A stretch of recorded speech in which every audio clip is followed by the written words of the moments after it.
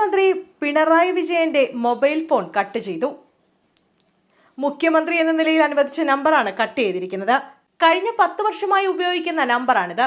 മുൻകൂട്ടി അറിയിക്കാതെ number cut ചെയ്യുകയായിരുന്നു. പൊതുഭരണ വകുപ്പിന്റേതാണ് നടപടി. മുൻകൂട്ടി അറിയിക്കാതെയാണ് മൊബൈൽ നമ്പർ പൊതുഭരണ വകുപ്പ് കട്ട് ചെയ്തതെന്നും ആക്ഷേപമുണ്ട്. മുഖ്യമന്ത്രി സ്ഥാനമൊഴിഞ്ഞ ശേഷവും ഔദ്യോഗിക ആവശ്യങ്ങൾക്കും ആശയവിനിമയത്തിനുമായി ഈ നമ്പർ പിണറായി വിജയൻ ഉപയോഗിച്ചു വരികയായിരുന്നു.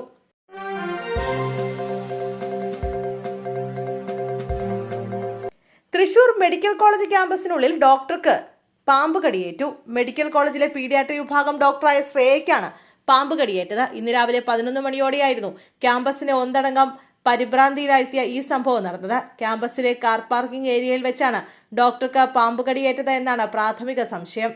രാവിലെ കാർ പാർക്ക് ചെയ്ത ശേഷം പുറത്തിറങ്ങി നടന്നു പോകുന്നതിനിടയിൽ പെട്ടെന്ന് കാലിൽ പാമ്പ് കടിക്കുകയായിരുന്നു. കാലിന്റെ പിൻവശത്താണ് കടിയേറ്റത്.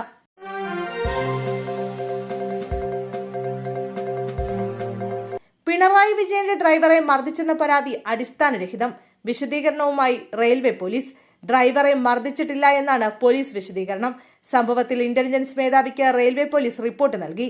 AKG സെന്ററിലെ ഡ്രൈവർ അനൂപ് തില്ലങ്കേരിക്കെതിരെ പോലീസിന്റെ കയ്യേറ്റമുണ്ടായി എന്നായിരുന്നു പരാതി.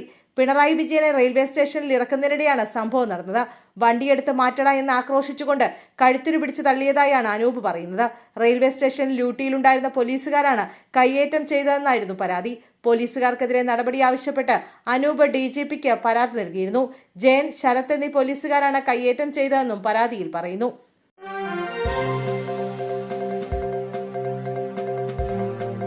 ഭൂതത്താൻകെട്ട് ഡാമിന്റെ ഷട്ടറുകൾ ഘട്ടം ഘട്ടമായി ഉയർത്തുന്നു. വരാനിരിക്കുന്ന ശക്തമായ കാലവർഷ മുന്നറിയിപ്പിന്റെ പശ്ചാത്തലത്തിൽ കോതമംഗലം ഭൂതത്താൻകെട്ട് ഡാമിന്റെ ഷട്ടറുകൾ ഘട്ടം ഘട്ടമായി ഉയർത്താനാണ് തീരുമാനം. അണക്കെട്ടിലെ ജലനിരപ്പ് ക്രമീകരിക്കുന്നതിന്റെ ഭാഗമായാണ് അധികൃതർ ഈ മുൻകരുതൽ നടപടി സ്വീകരിക്കുന്നത്. ഡാം തുറക്കുന്ന സാഹചര്യത്തിൽ പെരിയാറിന്റെ തീരത്തുള്ളവർ അതീവ ജാഗ്രത പാലിക്കണമെന്ന് ജില്ലാ ഭരണകൂടവും ദുരന്ത നിവാരണ അതോറിറ്റിയും നിർദ്ദേശിച്ചു. വരും ദിവസങ്ങളിൽ മൺസൂൺ കൂടുതൽ ശക്തി പ്രാപിക്കുകയാണെങ്കിൽ ജലനിരപ്പ് നിയന്ത്രിക്കുന്നതിനായി ബാരേജിന്റെ മുഴുവൻ ഷട്ടറുകളും ഉയർത്തേണ്ടി വരുമെന്നും ബന്ധപ്പെട്ട ഉദ്യോഗസ്ഥർ വ്യക്തമാക്കിയിട്ടുണ്ട്.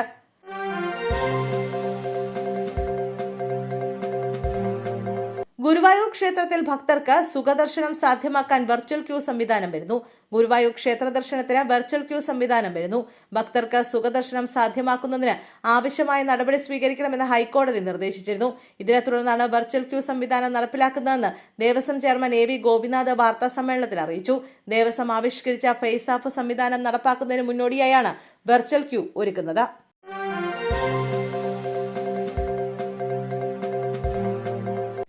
വിചാരണ കോടതി മാറ്റണമെന്ന ഷുഹൈബ് വധക്കേസ് പ്രതികളുടെ ആവശ്യം തള്ളി. വിചാരണ കോടതി മാറ്റണമെന്നാവശ്യപ്പെട്ട് ഷുഹൈബ് വധക്കേസിലെ പ്രതികൾ നൽകിയ ഹർജി തള്ളി. പ്രിൻസിപ്പൽ സെഷൻസ് കോടതിയുടെ ചുമതലയുള്ള 1ാം ക്ലാസ് അഡീഷണൽ സെഷൻസ് കോടതി ജഡ്ജി CJ ബെന്നിയാണ് ഹർജി തള്ളിയത്.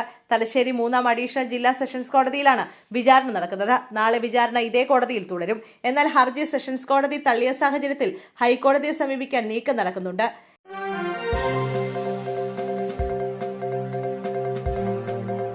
യാത്രയയപ്പ് ചടങ്ങിന് മണിക്കൂറുകൾക്ക് മുമ്പ് നടപടി. കൊല്ലം വെഹിക്കിൾ ഇൻസ്പെക്ടർക്ക് സസ്പെൻഷൻ. കൊല്ലം RTO ഓഫീസിലെ വെഹിക്കിൾ ഇൻസ്പെക്ടർ GK അജയകുമാറിനെ സർവീസിൽ നിന്നും സസ്പെൻഡ് ചെയ്തതായി ട്രാൻസ്പോർട്ട് കമ്മീഷണർ അറിയിച്ചു. ഉദ്യോഗസ്ഥന്റെ ഔദ്യോഗിക വിരമിക്കൽ ദിനത്തിലെ യാത്രയയപ്പ് ചടങ്ങ് നടക്കാൻ മണിക്കൂറുകൾ മാത്രം ബാക്കി നിൽക്കെയാണ് ഈ അടിയന്തര നടപടി ഉണ്ടായിരിക്കുന്നത്. കാറിന്റെ വിദേശ ലൈസൻസുമായി എത്തിയ വ്യക്തിക്ക് ചട്ടവിരുദ്ധമായി ഇരുചക്രവാഹന ലൈസൻസ് കൂടി അനുവദിച്ചതാണ് സസ്പെൻഷനിലേക്ക് നയിച്ചത്.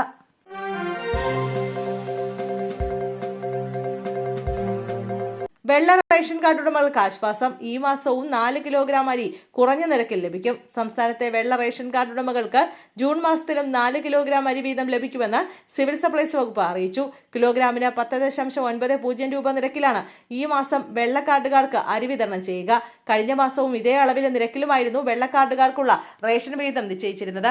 അതേസമയം നീലക്കാർഡിലെ ഓരോ അംഗത്തിനും 2 കിലോഗ്രാം വീതം അരി കിലോഗ്രാമിന് 4 രൂപ നിരക്കിൽ ലഭ്യമാക്കുമെന്നും അധികൃതർ വ്യക്തമാക്കി.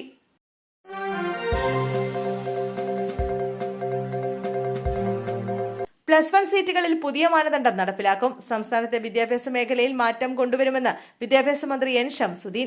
സ്കൂൾ സിലബസിൽ കാലോചിതമായ മാറ്റങ്ങൾ കൊണ്ടുവരുമെന്നും +1 സീറ്റ് ക്ഷാമം പരിഹരിക്കുന്നതിനായി പുതിയ മാനദണ്ഡങ്ങൾ നടപ്പാക്കുമെന്നും അദ്ദേഹം പറഞ്ഞു.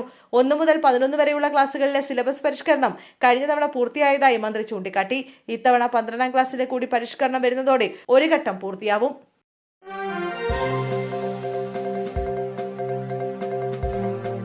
ഇടുത്തിയായി വീണ്ടും പാചകവാതക വില വർധനവ്. വാണിജ്യ സിലിണ്ടറുകൾക്ക് 46 രൂപയാണ് കൂടിയത്. 19 കിലോ സിലിണ്ടറിന് 3131 രൂപയാണ് പുതിയ വില. ഗാർഹിക സിലിണ്ടർ വിലയിൽ മാറ്റമില്ല.